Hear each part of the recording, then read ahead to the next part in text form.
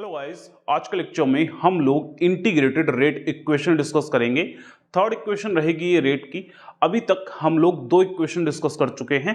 First जो simple rate of reaction निकालने का हमने जो मेथड पढ़ा था डिफरेंशियल फॉर्म में, एवरेज और इंस्टेंटेनियस जहां पे हमने पढ़ा। सेकंड हमने रेट लॉ इक्वेशन पढ़ी जिसमें रेट डायरेक्टली प्रोपोर्शनल होता है रिएक्टेंट की कंसंट्रेशन के। ठीक है, अब ये इक्वेशन है इंटीग्रेटेड रेट इक्वेशन। तो ये इक्वेशन जब हम पढ़ेंगे तो हर एक ऑर्डर के लिए अलग इक्वेशन बनेगी, यानी कि एज अ होल एक सेम इक्वेशन सबके लिए नहीं होगी। अगर आप जीरो ऑर्डर के लिए पढ़ते हो तो एक अलग इक्वेशन बनेगी, फर्स्ट ऑर्डर के लिए पढ़ते हो तो अलग इक्वेशन रहेगी, सेकंड ऑर्डर के लिए पढ़ोगे तो अलग इक्वेशन रहेगी, यानी कि हर ऑर्डर के लिए एक डिफरेंट इक्वेशन रहेगी। नाउ इस इक्वेशन के अंदर हम लोग मेनली डिराइव करेंगे कि इक्वेशन कैसे हमने बनाई, integrated rate equation using rate law. Rate law की हेल्प से ही हम लोग बनाएंगे। एक बार डिफरेंशियल इंस्टेंटेनियस रेट लिखेंगे हम और एक बार रेट लॉ लिखेंगे और उन दोनों से मिलाकर ये इक्वेशन बनेगी। तो पहले आ जाइए इधर, integrated rate equation. R gives P. अगर इस रिएक्शन के लिए रेट लिखा जाए तो रेट कैसे लिखा जा सकता है? Rate is equals to minus D R, reactant की फॉर्म में लिख रहे हैं हम। ठीक है, माइनस लगाया हमने बिकॉज रिएक्टेंट की फॉर्म में लिखा जा रहा है। और इसी इक्वेशन के लिए अगर रेट लॉ लगाया जाए तो रेट इक्वल्स टू क्या हो जाएगा? के कंसंट्रेशन ऑफ रिएक्टेंट की पावर एक्स। नाउ इस इक्वेशन में ना हमारे पास instantaneous rate minus D R by जो डी टी है, इसको हम पीछे डिस्कस कर चुके हैं कि इसकी वैल्यू डिटरमाइन करना थोड़ा सा कन्वीनियंट नहीं होता हमारे लिए। ठीक है, जब हमने डिटर्मिनेशन ग्राफिकली पढ़ा था कि D R by D T कैसे निकालते हैं, वहीं पे हमने डिस्कस करा था। इसमें टेंजेंट निकालना पड़ता है, बाकी सारी बातें हमने करी थी, इसलिए ये वैल्यू एक्यूरेट निकालना थोड़ा सा टफ होता है। इसीलिए हम एक नई इक्वेशन बनाते हैं यूजिंग दीज टू इक्वेशन, जिसको हम क्या बोलेंगे? Integrated rate equation. So integrated rate equation क्या होगी? ये सबसे पहली चीज तो डिफरेंट फॉर डिफरेंट ऑर्डर। ठीक है, डिफरेंट इक्वेशन होगी for different order of reaction. Reaction का ऑर्डर अगर 1 है तो दूसरी इक्वेशन लगाओ, 2 है तो कुछ और लगाओ, 3 है तो कुछ और लगाओ। ठीक है, तो हर के लिए एक डिफरेंट वैल्यू होगी। तो हम एक एक करके इक्वेशन को ड्राइव करेंगे और ये जो लेक्चर आपका रहेगा ये पूरा का पूरा जीरो ऑर्डर ऑफ रिएक्शन को समझाने में जाएगा। ठीक है, तो देखिए हम यहां पे स्टार्ट करते हैं। First, zero order kinetics. Zero order kinetics, सबसे पहले कुछ बातें कर लेते हैं जीरो ऑर्डर काइनेटिक्स की। अगर हम इस इक्वेशन को लिखें आर गिव्स पी और इसके लिए रेट लॉ लिखा जाए तो रेट लॉ क्या लिखा जाएगा? रेट इज इक्वल्स टू के क्या होता है? रेट कांस्टेंट, और आर की पावर आएगा 0। आर की पावर 0 इसलिए आया बिकॉज ऑर्डर 0 ले रखा है हमने। 0 आने का मतलब ये है रेट इज इक्वल्स टू के, और रेट के का मतलब हो गया कि रेट जो है वो एक कांस्टेंट क्वांटिटी है।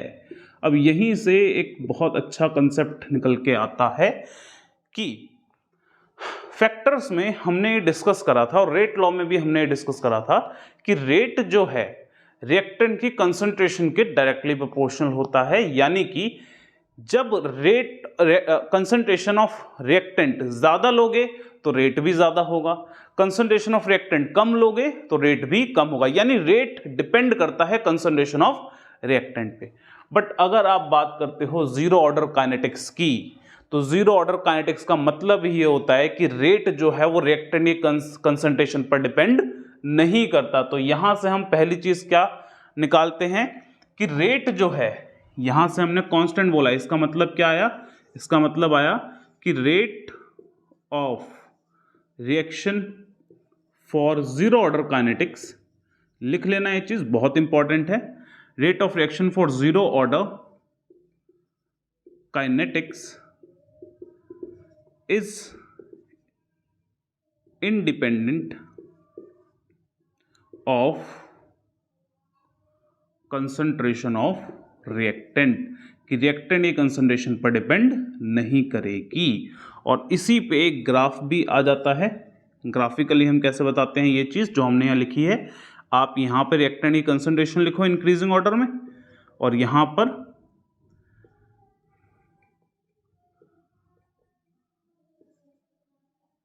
यहाँ पर टाइम लिखिए।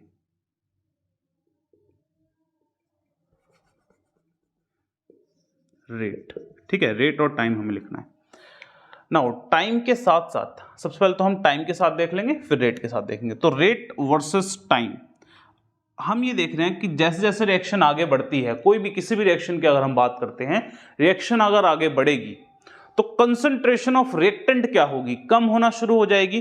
तो जैसे जैसे टाइम यहां पर आगे बढ़ रहा है, टाइम आगे बढ़ने का क्या मीनिंग निकलता है, कंसंट्रेशन ऑफ रिएक्टेंट जो है वो धीरे धीरे घटनी शुरू हो रही है। तो रेट पर क्या असर पड़ेगा, हम बोलेंगे रेट पर कोई भी असर नहीं पड़ेगा। टाइम बढ़ रहा है, टाइम बढ़ रहा है, बट रेट की वैल्यू हर टाइम पर सेम है, क्योंकि कंसंट्रेशन ऑफ रिएक्टेंट घटे या बढ़े, जीरो ऑर्डर काइनेटिक्स को फर्क नहीं पड़ता, वो सिंपल एक कांस्टेंट पर डिपेंड करता है के पर। ठीक है, तो यहां पे हम यही चीज डिस्कस करते हैं कि रेट और टाइम का जब कर्व पढ़ा जाता है तो रेट और टाइम के कर्व में रेट कांस्टेंट रहेगा for zero order kinetics. Similarly अगर यहां पर टाइम की जगह हम कंसंट्रेशन लिख दें तब भी सेम ग्राफ बनेगा, because concentration through out the reaction घटेगी बढ़ेगी जो भी होगा, रेट की वैल्यू क्या रहेगी, फिक्स रहेगी, रेट की वैल्यू चेंज नहीं होगी। ठीक है, नाउ अब आते हैं इसकी डेरिवेशन पे, कैसे हम डिराइव करेंगे। सो हमने यही इक्वेशन लेनी है। हम सबसे पहले लेंगे according to rate law, according to rate law. Rate law के अकॉर्डिंग क्या होगा, रेट लॉ के according rate is equals to K हो जाएगा। हमने अभी ऊपर लिखा जीरो ऑर्डर काइनेटिक है, इसको हमने इक्वेशन नंबर 1 बोल दिया। Similarly according to differential equation, differential equation हम जो बनाते हैं इंस्टेंटेनियस के फॉर्म में, रेट इज इक्वल्स टू किस फॉर्म में लिखा जाएगा, ये minus D R concentration of reactant by time interval. Now both the rate is associated to same chemical reaction, जो दोनों के दोनों रेट हैं वो एक ही केमिकल रिएक्शन के लिए निकाले गए हैं, as both the rate associated to same chemical equation, same chemical equation के लिए निकाले गए हैं। तो आप दोनों को इक्वेट कर सकते हो, यानी equation 1 is equals to equation 2। This implies K जो है के इज इक्वल्स टू हो जाएगा minus D R by dt। Now अब हमें इसको करना है इंटीग्रेट। कैसे करेंगे, dt को इधर ले जाएंगे तो k dr को इस साइड लिख लिया हमने dr, ठीक है, और माइनस के dt हमने इधर लिखा। कैसे इसको रीअरेंज करा है हमने, dt को इधर ले गए, k dt हो गया, माइनस के साइन को भी इधर ले गए, तो minus K dt is equals to dr। Now हमें अब इसे इंटीग्रेट करना है, इंटीग्रेट करेंगे और लिमिट्स क्या रहेंगी, वो लिमिट्स हमें ध्यान से देखनी है। सो सबसे पहले integrating both side, integrating both side, दोनों साइड को इंटीग्रेट करना है हमें।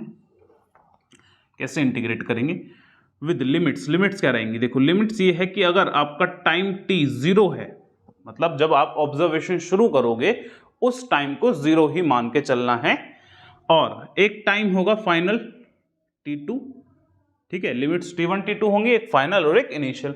t2 को आप t ही ले लोगे, और जब टाइम 0 है, जब टाइम 0 है, कंसंट्रेशन ऑफ रिएक्टेंट को लिया जाएगा R0, यानी इनिशियल कंसंट्रेशन बोला जाएगा, क्योंकि जब टाइम 0 है आपने जो रिएक्टेंट ले रखा है वो उसकी शुरुआत में है, तो उसको इनिशियल कंसंट्रेशन ऑफ रिएक्टेंट, और इनिशियल किससे डिनोट होगा, नॉट से। ऐसे ही जब टाइम फाइनल हो जाएगा, ठीक है, यानी कि R2। फाइनल कंसंट्रेशन को सिंपल आप R से डिनोट करोगे, ठीक है।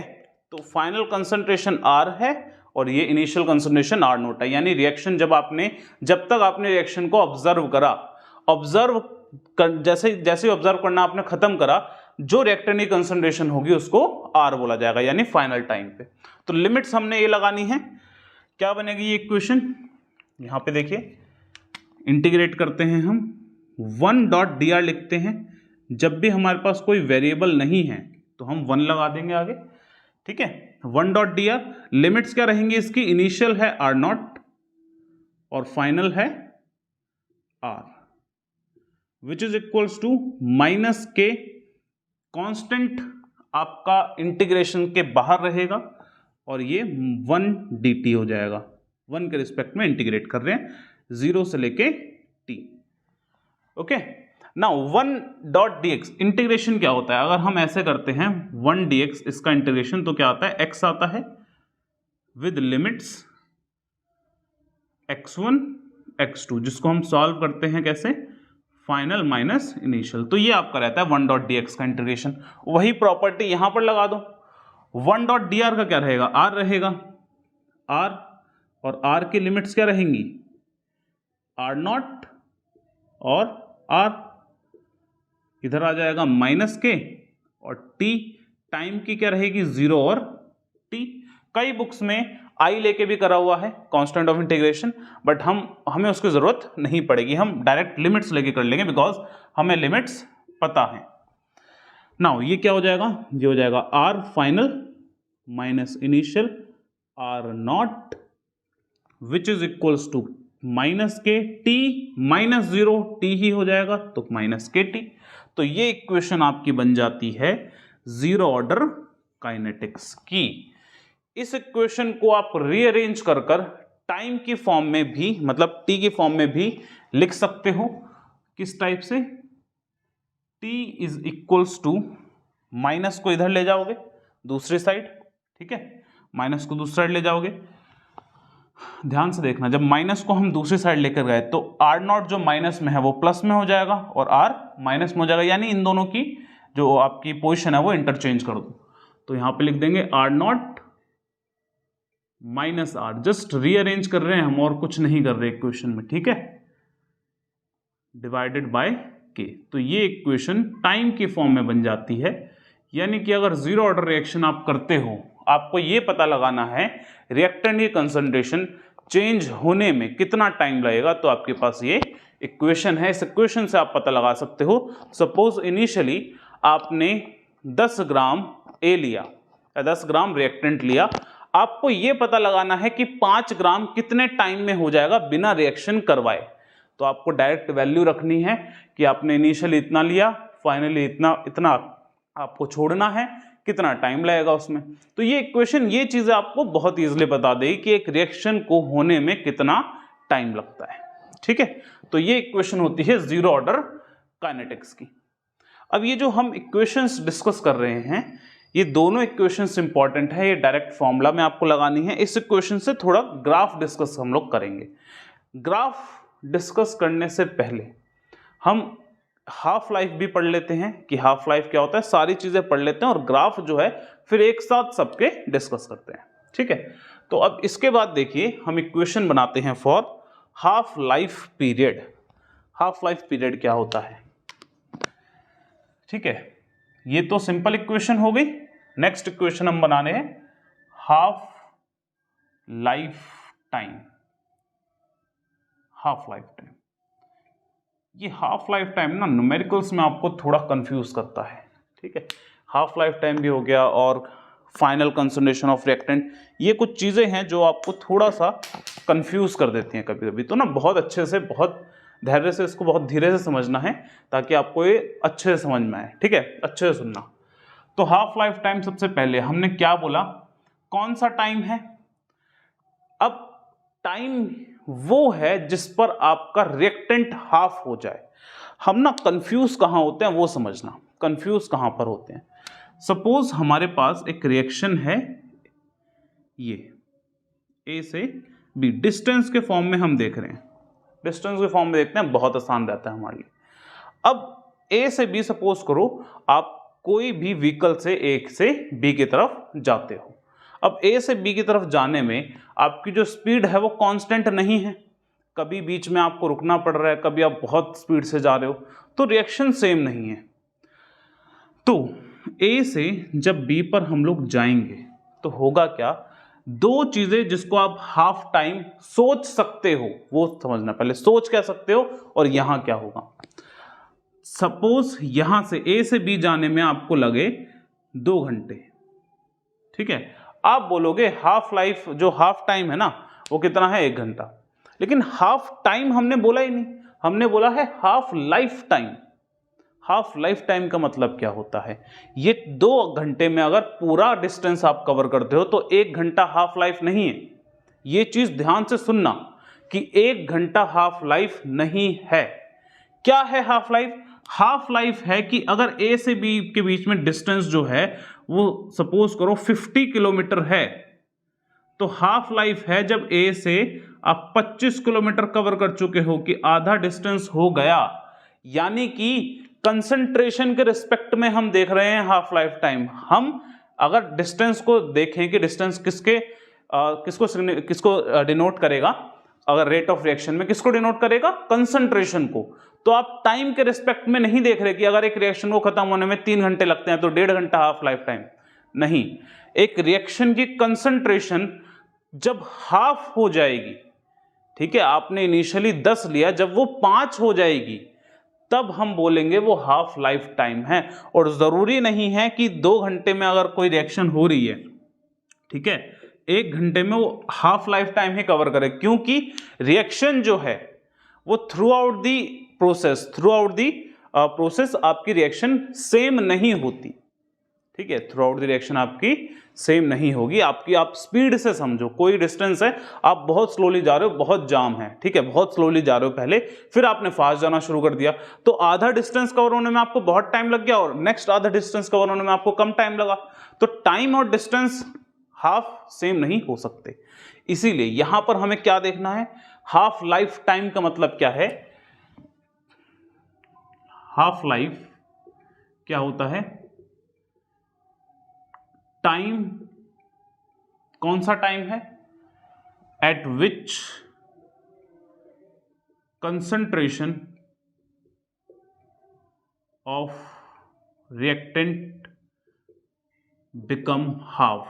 वो टाइम है जिस टाइम पर कंसंट्रेशन ऑफ रिएक्टेंट जो है वो क्या हो जाएगी, इनिशियल वैल्यू के become half of initial value, जो इनिशियल वैल्यू है उसके हाफ हो जाएगी, यानी कि हाफ लाइफ टाइम डिनोट आप करोगे टी हाफ से, जिसको बोला जाएगा, ये टी हाफ से डिनोट करोगे, जो इस इक्वेशन में टी है, ठीक है, टी को किससे डिनोट करना है, हमें टी हाफ से डिनोट करना है, और फाइनल जो कंसंट्रेशन है वो कितनी हो जाएगी, इसी इक्वेशन को अगर हम देखते हुए चलें, फाइनल इक्वेशन आर जो है वो कितना हो जाएगा, इनिशियल का हाफ, यानी कि आर नॉट बाय 2।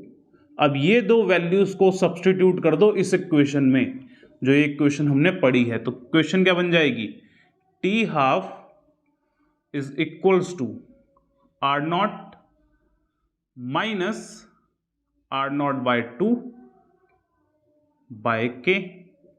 सो इसको जब हम सॉल्व करेंगे तो सॉल्व करने पे क्या आएगा, T half is equals to R not by 2 K, ठीक है, माइनस कर दिया आपने, आर नॉट में से आर नॉट बाय हाफ करोगे तो आर नॉट बाय 2 आ जाएगा, और नीचे के है ही, तो ये आ जाएगा half life time. Half life time का मीनिंग हमने फिर से एक बार देखना है, क्या होता है, टाइम जब कंसंट्रेशन हाफ हो जाए, वो टाइम नहीं है जिसमें रिएक्शन हाफ हो जाए, जो वो टाइम नहीं है जिसमें आपका टोटल जो कंप्लीट टाइम है उसका हाफ नहीं देखना, आपको देखना है जब कंसंट्रेशन हाफ हो जाएगी। अब बार बार जो हमने यहाँ पे बात बोली कि कंसंट्रेशन हाफ हो जाएगी, वो टाइम है, कंप्लीट का हाफ नहीं है। ये सारी बातें आप जीरो ऑर्डर में निगलेक्ट भी कर सकते हो। क्यों हमने ऐसा बोला, क्यों निगलेक्ट कर सकते हो, क्योंकि जीरो ऑर्डर में हमने अभी पढ़ा जीरो ऑर्डर में कंसंट्रेशन पर डिपेंड करती ही नहीं है थ्रू आउट द रिएक्शन, मतलब रिएक्शन की स्पीड चेंज हो ही नहीं रही है। आप इनिशियली देखोगे रेट सेम, फाइनली देखोगे रेट सेम, हर पॉइंट पर रेट की वैल्यू सेम आ रही है, यानी रेट चेंज ही नहीं हो रहा। यानी कि इस केस में अगर आप जीरो ऑर्डर काइनेटिक्स की बात करते हो, जीरो ऑर्डर काइनेटिक्स की अगर आप बात करते हो, मैंने बोला ये टी हाफ है, टी हाफ की वैल्यू क्या लिखी, आर नॉट बाय 2k। अगर मैं आपसे ये पूछूं ना T complete, complete life time कितना होगा कि रिएक्शन पूरी हो जाए कंप्लीट लाइफ टाइम, तो इसका डबल ही होगा। क्योंकि ऐसा हमने क्यों बोला, सिर्फ और सिर्फ जीरो ऑर्डर काइनेटिक्स के लिए। ये सिर्फ और सिर्फ किसके लिए वैलिड है, only for zero order kinetics. क्यों हमने जीरो ऑर्डर काइनेटिक्स के लिए बोला, because rate is constant, rate जो है वो कांस्टेंट है, that is independent of reactant, reactant पर डिपेंड ही नहीं करता। तो कंप्लीट लाइफ की इक्वेशन हम क्या लिख सकते हैं यहां से,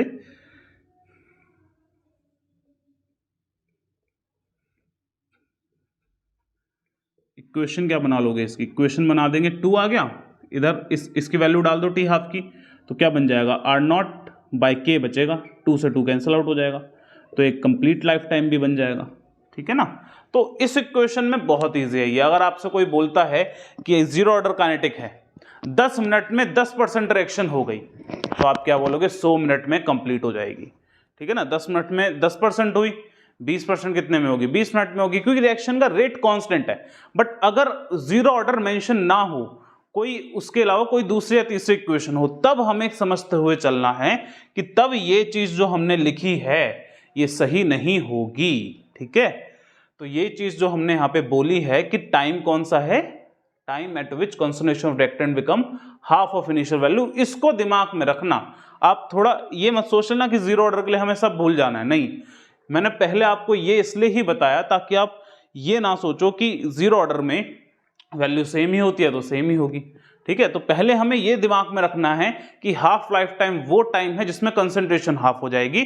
जरूरी नहीं है कि टाइम भी वो हाफ ही हो। ठीक है, कि 2 घंटे में रिएक्शन पूरी हो रही है तो 1 घंटे वाले टाइम में कंसंट्रेशन भी हाफ हो जाएगी, नहीं। सिर्फ जीरो ऑर्डर के लिए ऐसा होगा, आगे कोई आप इक्वेशन पढ़ते हो हायर देन जीरो ऑर्डर तो वो नहीं होगा। ठीक है, नाउ कुछ और इंपॉर्टेंट चीजें जीरो ऑर्डर के बारे में, जैसे जीरो ऑर्डर रिएक्शन की जो हम बात करें ना, तो वो कॉमन नहीं होती। ठीक है, बहुत ही कम रिएक्शंस ऐसी हैं। एग्जाम्पल जैसे हम पढ़ते हैं NH3 का डीकंपोजिशन, एनसीईआरटी में भी है ये एग्जाम्पल हमारे पास, N2 + 3H2 प्लेटिनम।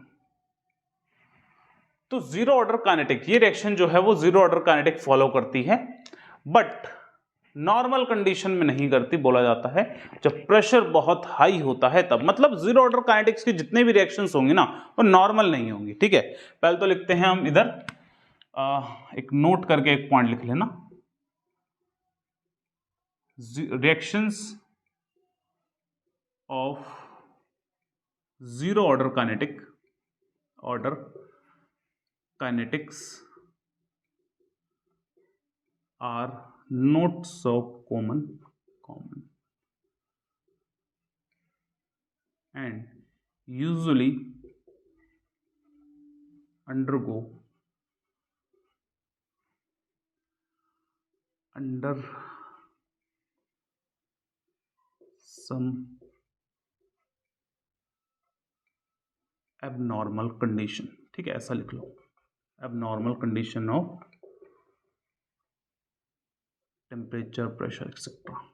ठीक है, मतलब कुछ कंडीशन अलग देनी पड़ेगी आपको जीरो ऑर्डर काइनेटिक्स के लिए। जैसे एक एग्जांपल बहुत अच्छा एनसीईआरटी में गिवन है हमारे पास कि NH3 का जो डिकम्पोजिशन होता है वो जीरो ऑर्डर काइनेटिक फॉलो करता है, यानी NH3 कंसंट्रेशन पर डिपेंड नहीं करता। अब इसको थियोरेटिकली हमें समझना है क्यों NH3 की कंसंट्रेशन पर डिपेंड नहीं कर रहा। तो ये बोला जाता है कि जो इसकी रिएक्शन है ना, ये रिएक्शन हो रही है प्लेटिनम के सरफेस पे, ये जो कैटलिस्ट है इसके सरफेस पे, और जितने पार्टिकल इसके सरफेस पर आ सकते हैं NH3 के पार्टिकल सरफेस पे आ गए ये। ठीक है, ये सरफेस हो गया पूरी तरीके से कवर, NH3 के पार्टिकल सरफेस पर आ गए। जितने पार्टिकल सरफेस पर आ सकते हैं उतने रिएक्ट कर जाएंगे। तो जब हम हाई प्रेशर लगा देते हैं, इधर हमने हाई प्रेशर की कंडीशन दे दी, तो हमने बोला रिएक्शन जीरो ऑर्डर की हो गई। क्यों जीरो ऑर्डर की हो गई? क्योंकि जब प्रेशर हाई लग जाएगा ना, तो एक लेयर बन गई, दूसरी लेयर भी बन गई। अब दूसरी लेयर से कोई फर्क नहीं पड़ रहा, आप कितनी भी कंसंट्रेशन बढ़ाओ, कंसंट्रेशन बढ़ने से रेट थोड़ी बढ़ जाएगा, क्योंकि सिर्फ वही पार्टिकल रिएक्ट कर सकते हैं जो पार्टिकल सरफेस कवर कर रहे हैं। जब तक प्लेटिनम के सरफेस पर पार्टिकल नहीं आएगा वो प्रोडक्ट नहीं बना पाएगा। तो आप कितने भी प्रेशर, कितने भी पार्टिकल्स डाल लो, एक बार सरफेस कवर हो गया उसके बाद कंसंट्रेशन का फर्क नहीं पड़ेगा, कितनी ही बढ़ाओ कितनी ही घटाओ। तो यही बोला जाता है जब प्रेशर बहुत ज्यादा होता है ना, इसके सारे पार्टिकल्स, इसका जो सरफेस होता है प्लेटिनम का, वो पूरा कवर हो जाता है। अब आप कितने भी पार्टिकल डालो, कितने भी पार्टिकल निकालो, रेट पर फर्क पड़ेगा ही नहीं।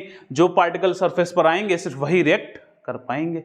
तो इसीलिए ऑर्डर ये जो है वो जीरो ऑर्डर रिएक्शन बन जाती है। यानी कि जनरली जो रिएक्शंस होंगी ना जीरो ऑर्डर की, वो नॉर्मल नहीं होंगी, किसी ना किसी कंडीशन में, जैसे यहाँ पे हाई प्रेशर लगा दिया हमने, ठीक है, तो कुछ ना कुछ कंडीशन देनी पड़ेगी।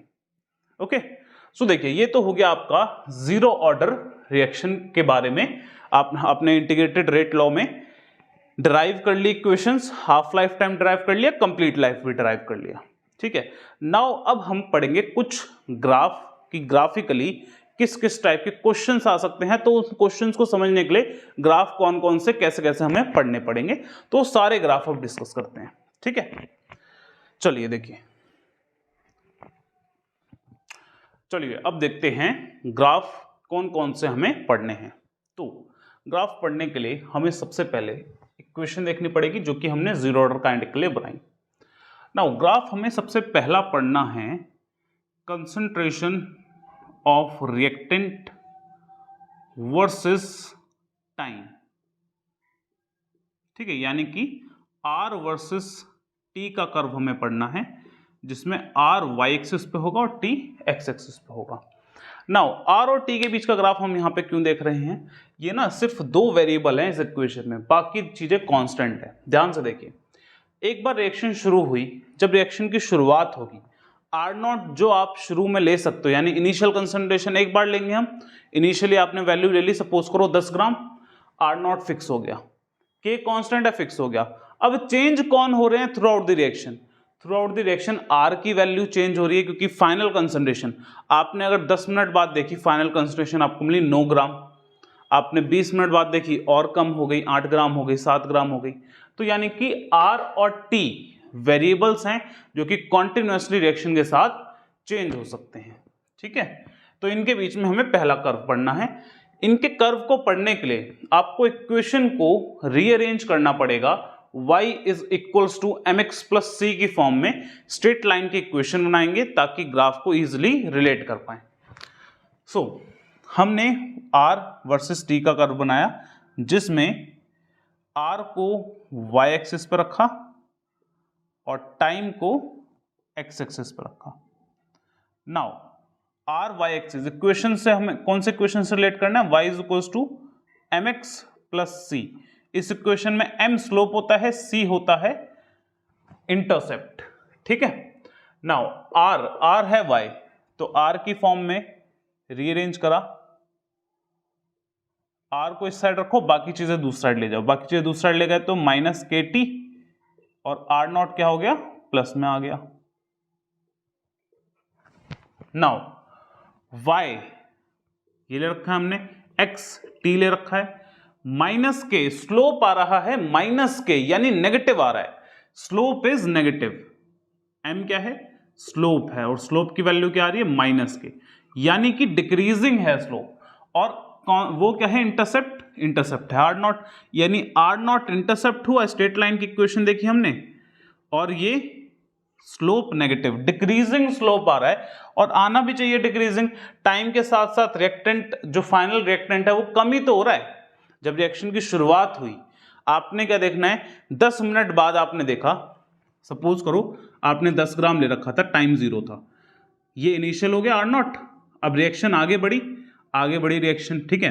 टाइम आपने देखा 10 मिनट बाद, 10 मिनट बाद आपने देखा ये 9 ग्राम हो गया, यानी 9 ग्राम अब R है, फाइनल कंस्ट्रक्ट कितना बच जाता है? ठीक है, आपने फिर से ऑब्जर्वेशन शुरू करी, आपने 20 मिनट बाद देखा, 20 मिनट बाद आप स्टडी करते हो कि 8 ग्राम हो गया। तो इस तरीके से आर की वैल्यू कॉन्टिन्यूसली डिक्रीज हो रही है, कॉन्टिन्यूसली डिक्रीज हो रही है आर की वैल्यू, ठीक है। और आर नॉट फिक्स है, ये वाला पॉइंट आर नॉट होगा जो इनिशियली ले रखा है। तो ये ग्राफ आ जाता है और इस ग्राफ का स्लोप क्या रहेगा, माइनस ऑफ के, ठीक है। तो ग्राफ से आप जैसे आपको अलग अलग वैल्यूज गिवन है, आपको ये वैल्यूज इस टाइप से गिवन है, ठीक है, और आपसे बोलते हैं कि के की वैल्यू निकालो, तो हमें क्या करना पड़ेगा, ग्राफ ड्रॉ करना पड़ेगा टाइम वर्सेस आर का, और जो उसका स्लोप आएगा वो स्लोप क्या होगा, माइनस ऑफ के, ठीक है। तो ये हो गया फर्स्ट। सेकंड हम कर्व पढ़ते हैं टी हाफ के लिए, हाफ लाइफ टाइम के लिए। T half is equals to क्या होता है, आर नॉट बाय 2k, ठीक है, आर नॉट बाय 2k। सो यहां पे हम पढ़ेंगे टी हाफ और आर नॉट के बीच का कर्व। सो ये तो बहुत इजी है, टी हाफ और आर नॉट के बीच का curve, T half versus R naught. यहां पे साफ साफ आपको दिख रहा है कि अगर टी हाफ को आप वाई एक्सिस पे ले रहे हो, y is equals to M X plus C से इस इक्वेशन को रिलेट करते हो, तो ये क्या हो गया, टी हाफ हो गया। m क्या हो जाएगा, m हो जाएगा 1/2k, और x क्या हो जाएगा, x हो जाएगा आर नॉट, ठीक है। c क्या हो जाएगा 0, तो इंटरसेप्ट कोई है ही नहीं। इंटरसेप्ट नहीं होने का मतलब क्या होगा, मतलब एक तो स्लोप है पॉजिटिव और इंटरसेप्ट 0 है। 0 का मतलब क्या होता है, देखो अगर कोई स्ट्रेट लाइन की इक्वेशन हो तो वो ऐसे बनती है, सीधी सीधी बनती है, और अगर वही स्ट्रेट लाइन की इक्वेशन में c 0 हो तो मतलब होता है कि आपको यहां से ओरिजिन से स्टार्ट करना है, ठीक है, 0 से।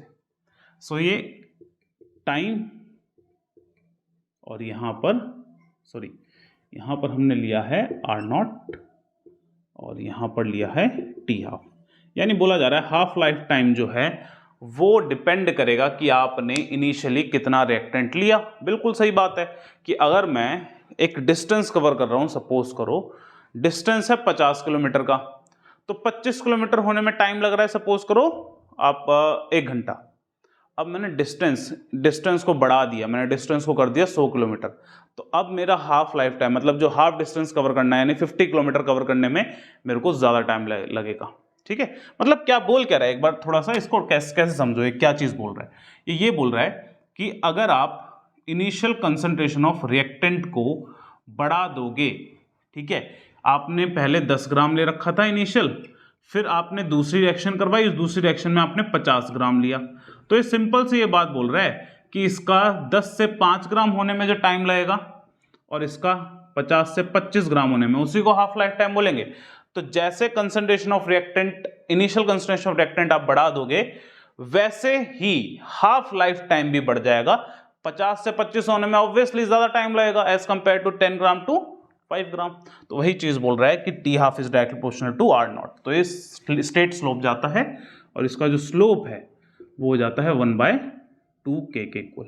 तो यहां से भी आप k की वैल्यू निकाल सकते हो, ठीक है। ये दो ग्राफ हो गए। एक ग्राफ हम पीछे ही डिस्कस कर चुके हैं जिसमें हमने क्या पढ़ा है कि रेट जो है वो इंडिपेंडेंट होता है किसके, जीरो ऑर्डर का अगर आप रेट पढ़ते हो तो वो इंडिपेंडेंट होता है कंसंट्रेशन ऑफ रिएक्टेंट के।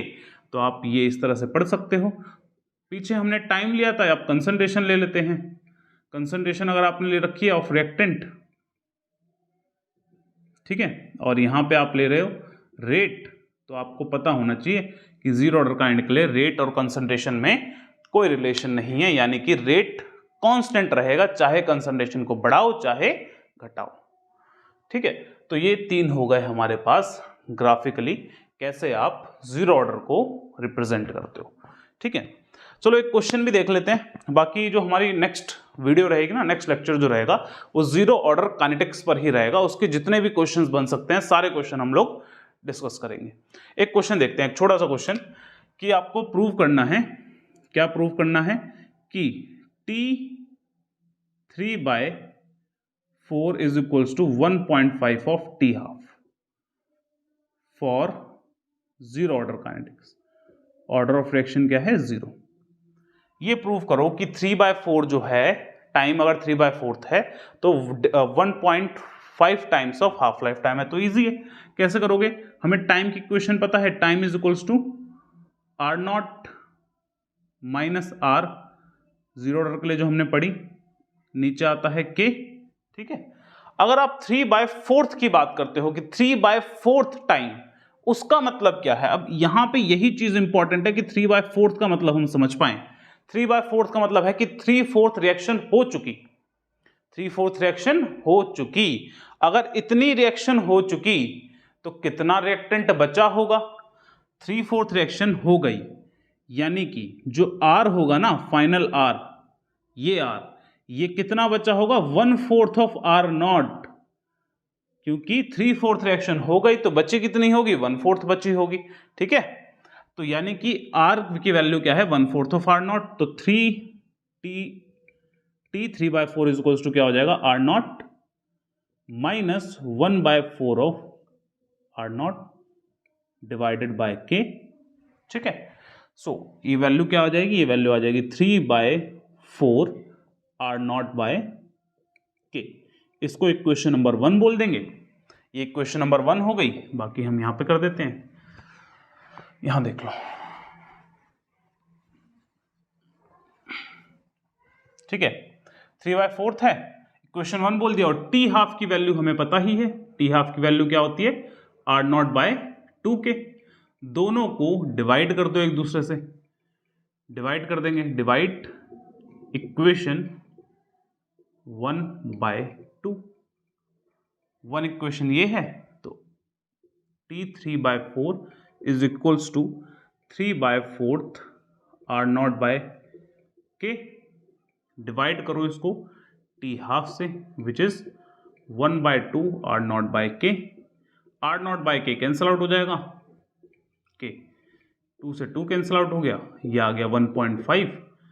प्रूफ हो गया कि T3/4 is equals to 1.5 of T half. ठीक है, और ना ये तो इजी है। चलो, जीरो ऑर्डर के लिए एक बहुत इजी चीज हमारे पास है।